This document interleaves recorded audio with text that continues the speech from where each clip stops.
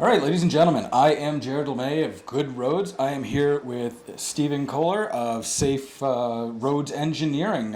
He was at the 2024 Good Roads Conference, and he was nice enough to invite us out to check out his office and everything they do here at Safe Roads Engineering. Thanks for having us out. Oh, thanks for coming. All right. First things first, can you tell us a little bit about Safe Roads Engineering and how the company contributes to roadside safety? Oh, sure. So Safe Roads Engineering is uniquely positioned to provide roadside safety engineering services with our close links to industry, roadside safety hardware installers, and manufacturers. Our experts can conduct roadside safety evaluations to determine the need for any mitigation measures that might be out there, such as a guide rail system. May include a clear zone review, cost-benefit analysis, or risk assessment to confirm the best solution. So we prepared preliminary and detailed designs for new and replacement roadside safety hardware systems, including drawings and specifications. So we conduct inspections of newly built or recently repaired safety hardware to ensure compliance with standards and specifications. We provide temporary construction barriers and energy attenuator layouts for work zones, including unique situations that require anchorage. We can complete an inventory, condition assessment, and work plans for the repair and replacement of your existing hardware to assist you with your asset management planning.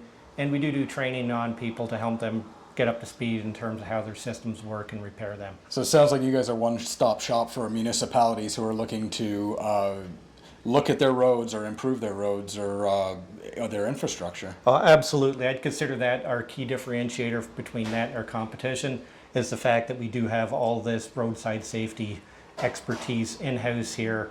So that's a great thing if you're looking for this.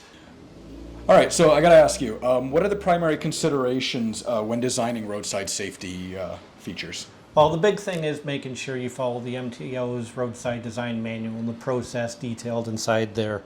Then once you've gone through that, document that in a memo, letter, report of some sort. Then you want to make sure that, as you're going through, you realize that not one solution fits all. So we do a site visit every single time. We go out, we take a look.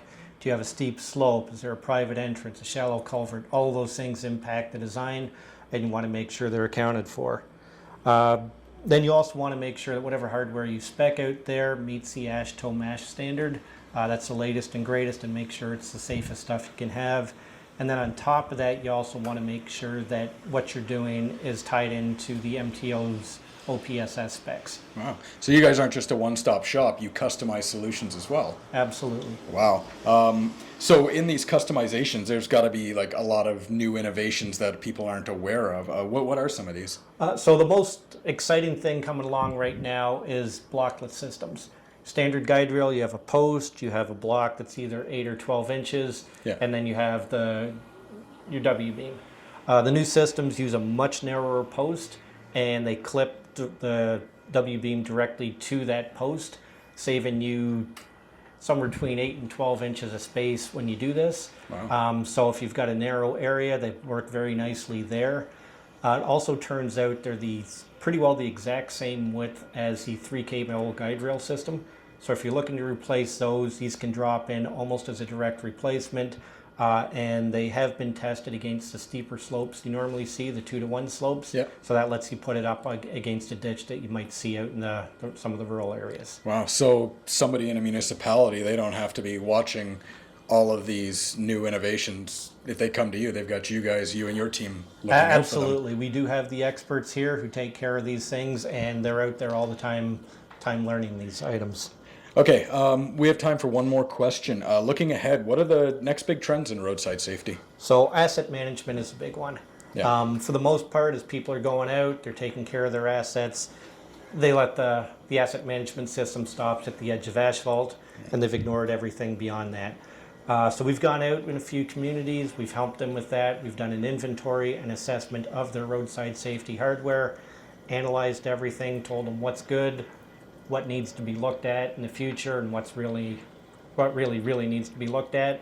And then given them, say, a 10-year plan that fits into their current budget on how they can bring everything up to where it needs to be. Nice. So that's really the best way to do this.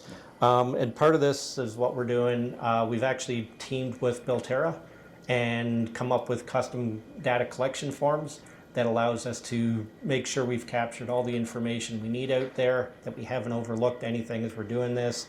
A lot of times when you dig into this stuff, it's, a plate at the bottom has to be rotated a certain direction, and if it's wrong, it doesn't work the way you think it's going to work. So you got to make sure that every one of those last details is checked. Right. And the stuff we built with Builterra helps us do that. Excellent. And Good Roads is a big advocate for asset management, and the smaller municipalities that may not have the staff to go out and do these asset management checks, you guys are available for that. Absolutely.